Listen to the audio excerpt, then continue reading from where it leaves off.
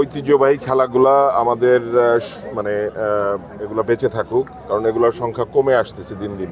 তো সুতরাং আমাদের সমাজে যারা আছে, বিশেষ করে তরুণ প্রজন্ম এবং আমাদের প্রবীণও যারা আছে, কারণ আজকের যে খেলাটা আপনারা দেখতে পাচ্ছেন, যে এখানে আমাদের কৃষক ভাইরা আছেন এবং আমাদের তরুণ প্রজন্ম যারা আছে তারাও এখানে অংশগ্রহণ করতে পারছে।